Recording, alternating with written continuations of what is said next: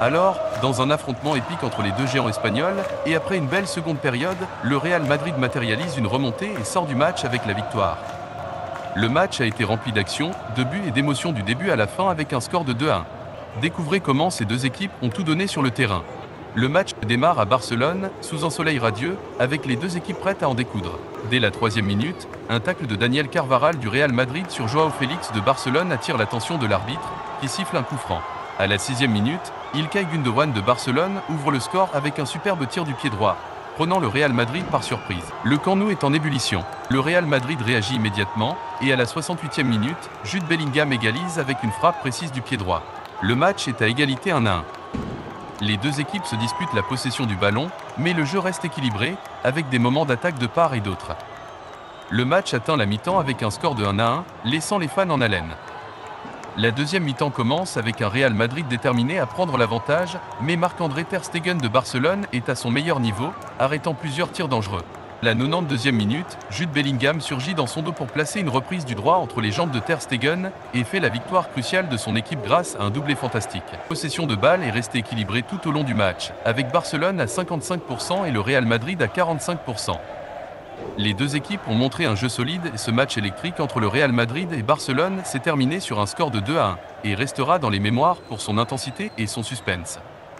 Les fans des deux équipes ont assisté à un spectacle incroyable au Camp Nou, et l'on se souviendra longtemps de ce duel classique du football espagnol.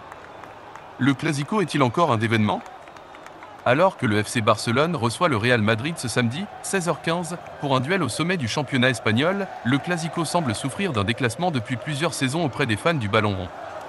Manque de stars et d'émotion sont les arguments évoqués par les observateurs du monde entier, même si la scène espagnole reste persuadée de disposer du plus grand match au monde. Quand vous êtes-vous rendu compte que le Clasico Barça-Real se disputait ce week-end ? On ne va pas vous mentir, on s'est retrouvé de notre côté à le réaliser bien tard. Comme un signe parmi tant d'autres du déclassement d'un rendez-vous encore incontournable il y a quelques saisons, devenu aujourd'hui un match déclassé dans un championnat lui aussi en perte de vitesse. Pourtant, les joutes entre Merengue et Blaugrana ont offert quelques matchs d'anthologie lors des 2 dernières décennies et forgé la mémoire collective des fans de football. Les 4 Clásicos en 18 jours de 2011, la Manita de 2010, la célébration maillot enlevé de Messi en 2017, la folle chevauchée de Gareth Bale ou encore l'ovation du Santiago Bernabéu pour Ronaldinho en 2005. Autant de moments iconiques d'un duel au sommet de l'Europe pendant environ 15 ans. Mais des affrontements des dernières saisons, il ne reste rien ou presque. Un manque d'émotion. Le Clasico manque aujourd'hui d'antagonisme, d'émotion, regrette Piotrek Ziborowski, journaliste football pour la radio nationale polonaise. Avec les duels Mourinho-Guardiola, il y avait par exemple une rivalité plus importante que le sport, et il manque aujourd'hui ces noms qui créent des histoires au-delà du terrain. Alors même que notre star nationale Lewandowski est au Barça désormais, note de la rédaction, le Polonais est forfait pour le match de samedi, il y a moins d'intérêt pour ce match dans notre pays. Plusieurs éléments ont contribué au déclassement du choc, à commencer par le prestige des joueurs de chaque équipe. Outre le départ des locomotives Cristiano Ronaldo et Léo Messi, qui ont longtemps personnifié l'affrontement Real-Barça, ce phénomène est plus global.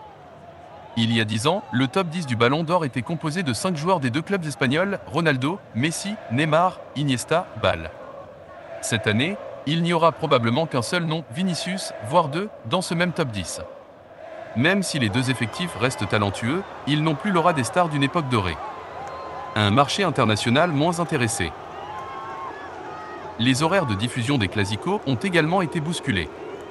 Si le légendaire 4-3 de 2014 s'était disputé un dimanche soir à 21h, les rencontres Barça-Real ont progressivement glissé vers une programmation d'après-midi.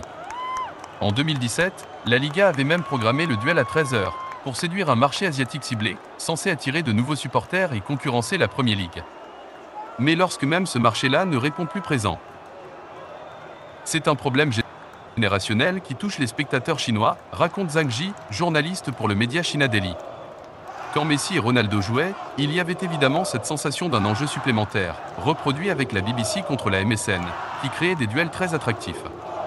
Aujourd'hui, ces mêmes joueurs auxquels toute une génération s'est attachée sont partis, emportant avec eux un public qui n'a plus vraiment d'attache avec ces 2 clubs. Et si l'horaire reste avantageux pour le public chinois, coup d'envoi à 22h heure locale, ils seront aussi beaucoup moins nombreux à allumer leur téléviseur ou tenter de trouver une diffusion en ligne cette année, ils ne sentent plus représentés, et les 2 clubs n'ont plus autant d'influence. La Liga ne va pas réussir à recréer cette impression de domination suprême du football européen pendant un moment. L'Espagne contre le reste du monde. Mais ce constat n'est pas partagé côté espagnol. Oui, sans Messi vs Cristiano, le match a perdu un peu d'intérêt au niveau mondial, mais il va continuer d'attirer les regards du monde entier. Parce que c'est plus qu'un match de football, nous explique notre confrère Adrián Garcia d'Eurosport Espagne. Il présente des enjeux politiques, comme par exemple le boycott du président Florentino Pérez qui n'ira pas à Barcelone parce qu'il est en colère vis-à-vis d'un exécutif barcelonais pour un tweet à l'encontre de Vinicius. Il y a aussi les cas de l'affaire Negreira ou la campagne du Real contre l'arbitrage sur son canal TV officiel. Pour toutes ces raisons, un Clasico reste chez nous un rendez-vous incontournable. Le Clasico reste en effet le duel de deux équipes dominantes dans leur championnat, qui sont d'ailleurs distantes d'un petit point en tête de la Liga avant le match de samedi, mais dont la visibilité internationale est plus réduite. Le Barça n'a par exemple plus connu de match à élimination directe en Ligue des Champions depuis 2021 et la claque infligée en 8e par Mbappé et consorts. Alors que les clubs anglais ont décroché 3 des 5 dernières Ligues des Champions, y a-t-il là un risque pour le football espagnol à terme? Ce n'est pas une préoccupation en Espagne, répond Adrián Garcia. Si le niveau moyen de la Liga est bien inférieur à celui de la Premier League, ni le championnat anglais ni aucun autre en Europe ne possède un match avec une telle portée dans la rivalité qu'il représente. C'est un point de vue très espagnol, mais pour nous derrière une finale de Ligue des Champions, de Coupe du Monde ou d'un Euro, il n'y a pas de match plus important au monde qu'un Clasico. C'était Monsieur Michel avec vous, sur GameStaffy TV.